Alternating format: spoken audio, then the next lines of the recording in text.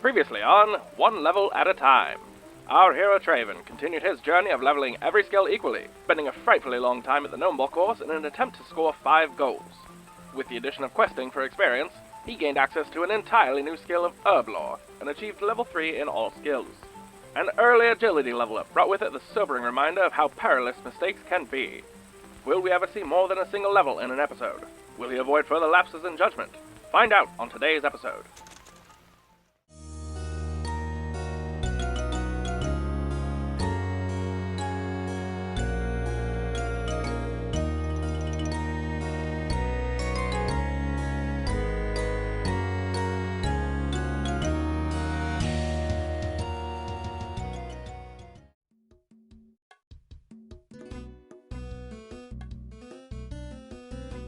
Prince Ali Rescue starts with us speaking with the Chancellor Hassan in Al-Qarid. He tells us to speak with his spy master Osman. We're told that the Prince Ali has been kidnapped by a mercenary named Lady Kelly, and we're meant to help disguise him as his captor and get him out of the jail he's being held in. This quest has a laundry list of supplies to gather, some of which I already have, but others will need to be collected along the way.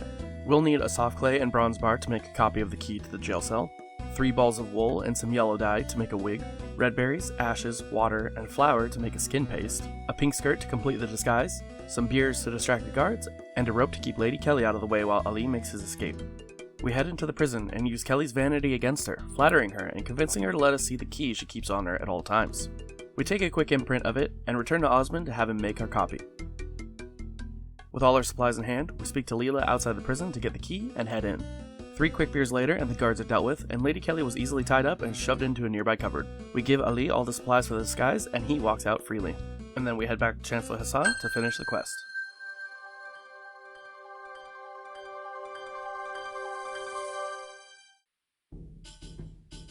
Guys, I love Varlamore so much. I'm always learning cool new things about this place. For instance, did you know about this coin spawn upstairs in the palace? Isn't that neat? I said last episode that we're going to get some serious levels in, and I meant it. Especially for the skills that are just repeat methods, we'll probably go over them pretty quickly. There's level 4 attack.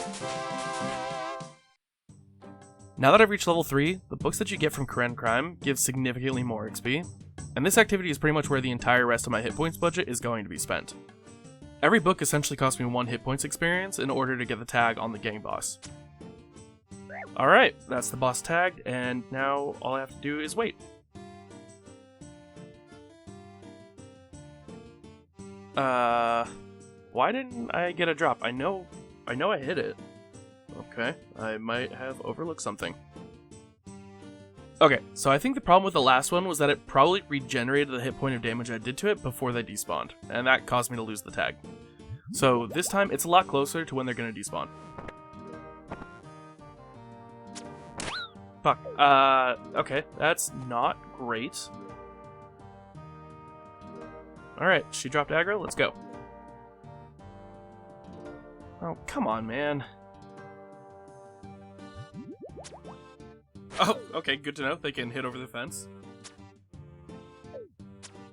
I'm not a fan of the fact that I just got 2 hit points XP here. I'll have to keep that in mind in the future to avoid that.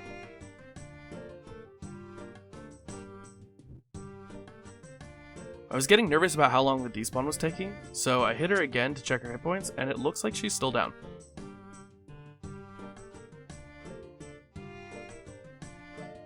Why did nothing drop?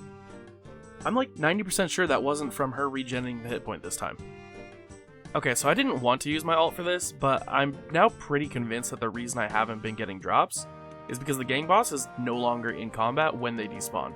So it looks like she's gonna end up being required for this after all. Okay, there's like 20 seconds left until they despawn, and Babitos has them distracted. Yeah, that might as well happen. So this time, I'm making sure that the ult is way up there, and I'm gonna hide behind these tables like a mile away. Oh god, they're coming for me. Alright, in theory, that should be perfect. Yes! Finally got one! Okay, some initial mistakes, but I think I've got it down now. And some bonus mahogany planks, very nice. Well, while I wait for the next ones to spawn, I figured I might as well go actually get the experience that I'm working for. What the hell is that thing? It looks like a QR code or something. Do you see that? It's not showing up with anything when I try and scan it though. Okay, I am clearly misunderstanding how aggro works in this game. Okay, let's get safe.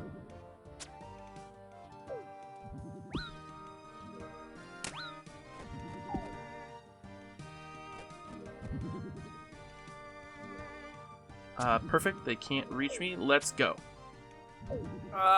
Why?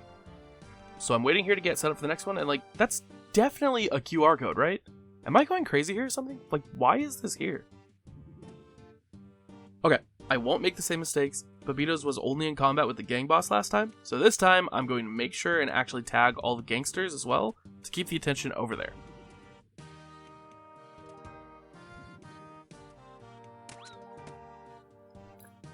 I don't know why I had it in my head that this method was going to make everything easy. That clearly is not the case. So, for those who are unaware of this activity, these gang meetings only happen once every half an hour. All those failures you just saw probably took like 2 or 3 minutes for you guys, but that was 3.5 hours for me, and screwing up the one chance you're going to get in the next 30 minutes is so frustrating. Anyway, all that's to say, I need to take a break from that, so it's time to break out the emergency backup plan.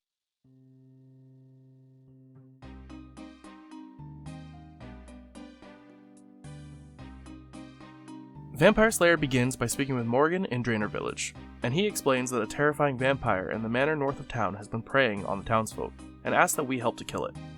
He suggests we speak with his old friend Dr. Harlow in Varrock, who's an expert on vampires. We buy him some beer to convince him to help us, and he gives us a stake and tells us that we can weaken the vampire with garlic, but we'll need a hammer to drive the stake home to actually kill it. Now, those of you who know about this quest are probably wondering what I'm going to be doing about the nearly 5,000 attack experience you get as a reward from finishing it. Well, the answer is, I'm not planning on finishing it anytime soon. Count Draynor is the perfect fallback method for me to train my strength and defense on. He ticks every box. First, I can gain combat XP without hit points. Check. Second, he has effectively infinite health as long as I leave out the stake and hammer. Check. And third, that garlic brings his stats very low, meaning I can take less damage than our outlaws, and more importantly, I hit with much higher accuracy. Check. The only downside here is there's no loot at all from him, and if I kill him, I fail the account, but that's pretty easy to avoid. I apparently made a mistake in my explanation in episode 1. The game seems to round the XP to the nearest 10th before bonuses or penalties, and then rounds again after to calculate the final XP awarded. So you can see right here, I hit a 3 and I gain 1 hit point experience.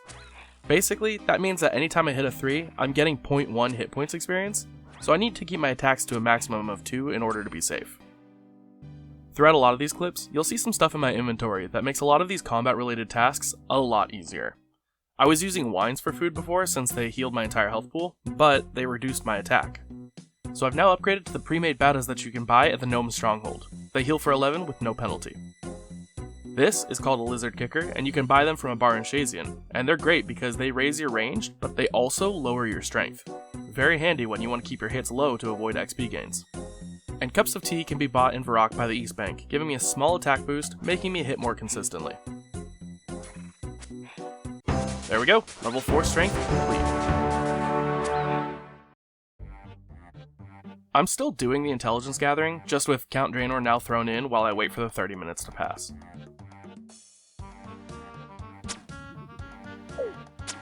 Man, that was the perfect setup, I just didn't hit in time. What the heck is that guy doing?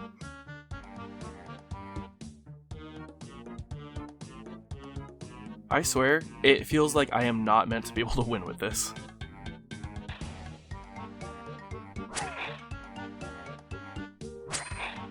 Level 4 defense, out of the way.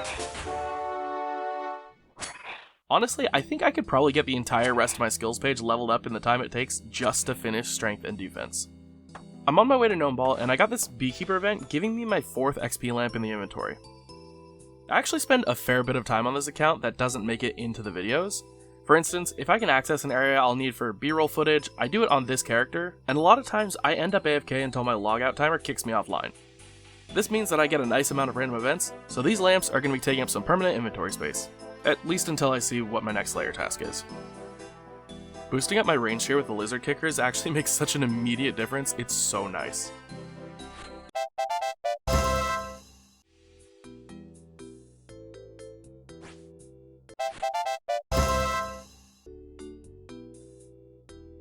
Level 4 range, complete.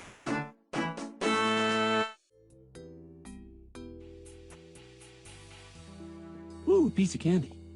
Ooh, a piece of candy. Ooh, a piece of candy. Ooh, a piece of candy. Ooh, a piece of candy.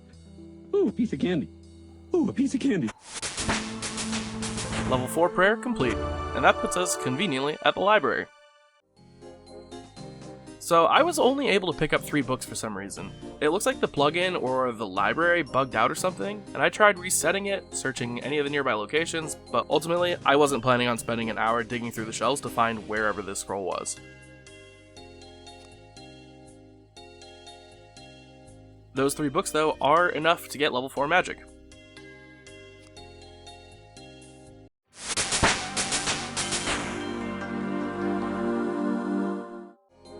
And now I'm very glad that I was training my mining at the Rune Essence mine, because I can just do some actual runecrafting for once until the library fixes itself.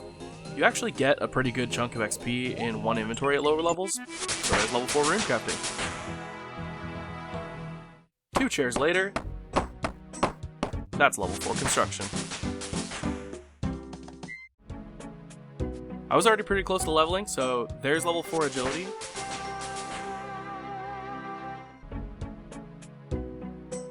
And I had to go look it up to make sure I wasn't going to overlevel by finishing this lap, but it did get pretty close.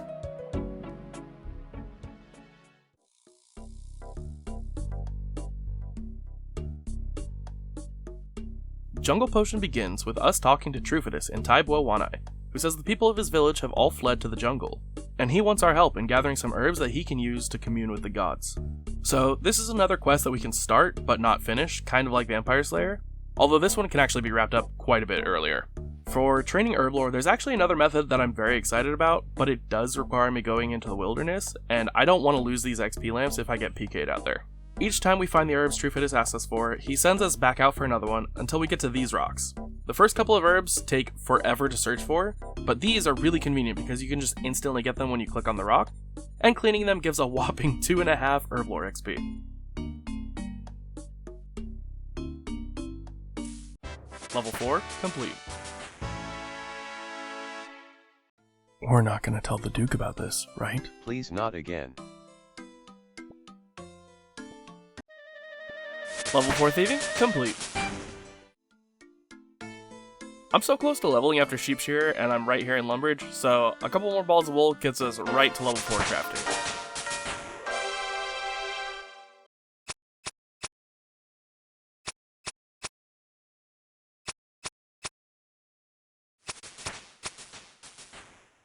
Level 4 fletching complete. I got a Freaky Forest event in the middle of my Slayer task, giving me peak Fashionscape and getting one step closer to even more lamps.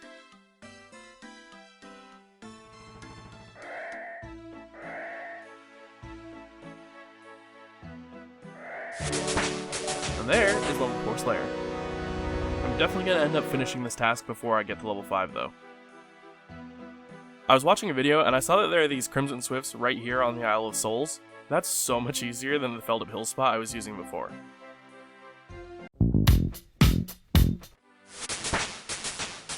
Level 4 Hunter achieved.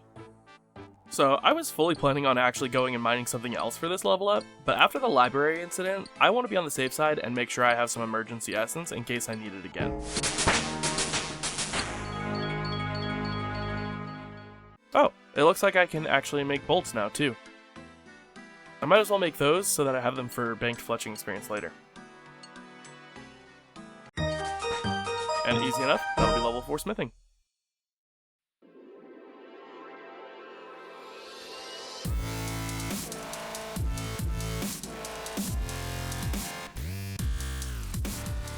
Alright ladies and gents, welcome back to the stream! You know what we're doing. It's our OSRS level 3 to 4 skilling speed run. You know the rules. As soon as we click this fishing spot, our time starts. Let's go.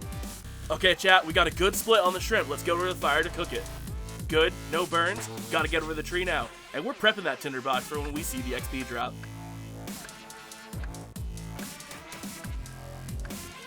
Bam! We're already making fire before we even see the woodcutting level up.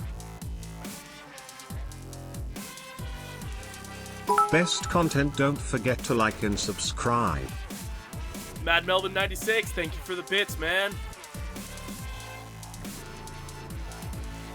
Hey, what's up, Darren? How you doing? Alright, that was an unlucky split on the fire making, but hey, we got 100 total level out of it, am I right? Yeah, we're on track for PB right now. Previous was 80 seconds. Failed speedrun lol, join Discord below. Oh, come on, you guys are too nice. Thank you so much, Cow Killer. Okay. Okay, let's fucking go. Come on. Yes! Fuck yes! Yes! Level 4 farming! Let's go! New PB! Woo!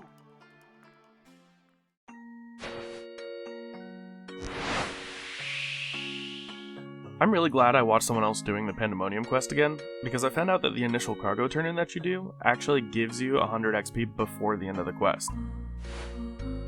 So I'm just going to use that 100 XP as my free level up here, so that I don't throw off my plan for later. And there's level 4 sailing. Ugh, this quest keeps forcing me on to the next step. That's fine, I don't want to deal with that right now, so I can just home tele away and get on to my next skill. Hey there! I want to let you guys know that there is now a Discord for the channel linked in the description below. If you're interested in chatting, suggesting ideas, or helping Theory craft solutions, drop by and say hello. These training dummies in Varlamore aren't safe for my feet either, and there's level 5 attack. And level 5s are great because we start getting some real unlocks, like steel weaponry. Strength and defense are the same as before, with me floundering at gang bosses and killing Count Draynor in between.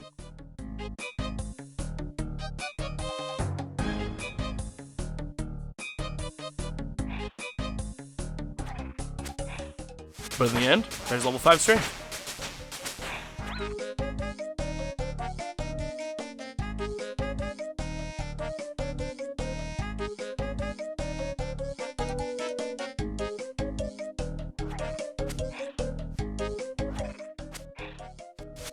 And level 5 defense too.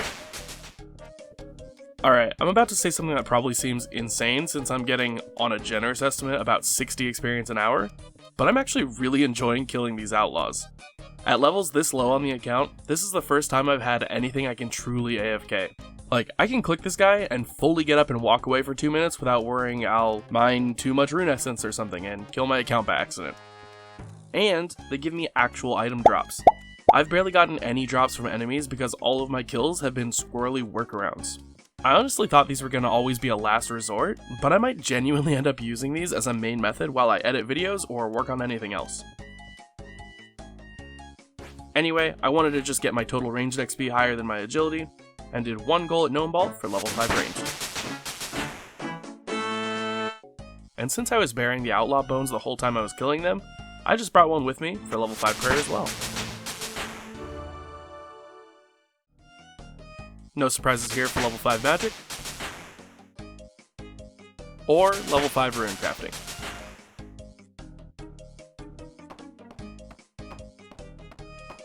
And one bookshelf later, we've got level 5 construction too. Since I was so close to the agility level, literally just getting on the roof gives me level 5. And I want to keep my agility below ranged in case I want to go back to Gnome Ball, so I'm just going to home tele out of here. You guys get the dopamine of all the herb cleaning XP with none of the world hopping. Honestly, I'm jealous.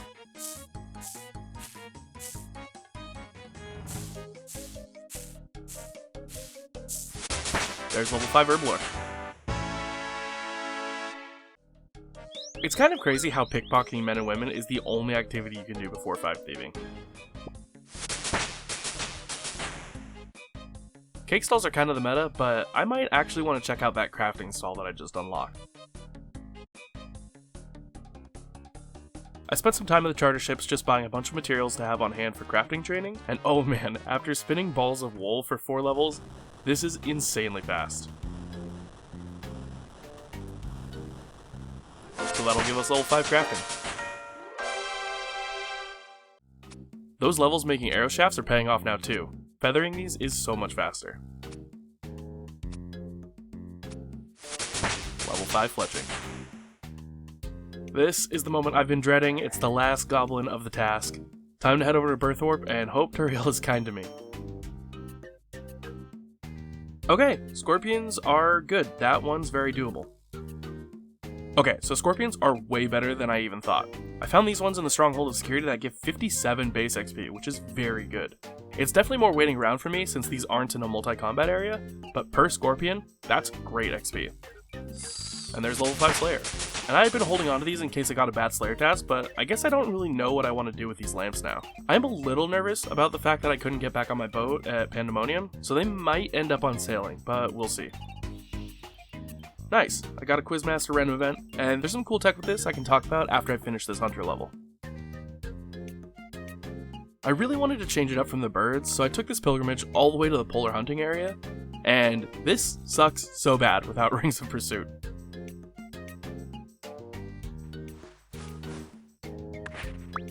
But anyway, there's level 500. Okay, so this mystery box. There's a lot of items on this drop table that for some reason only show up when you're on a member's world, despite most of them being free-to-play items. Just hopping over to free-to-play before opening the box takes your chance for an experience lamp from 1 in 15 to 1 in 6. I'm just grabbing some clay at the start of this level so that I can have it on hand for future quests, and then heading back down for more rune essence to hit level 5 mining.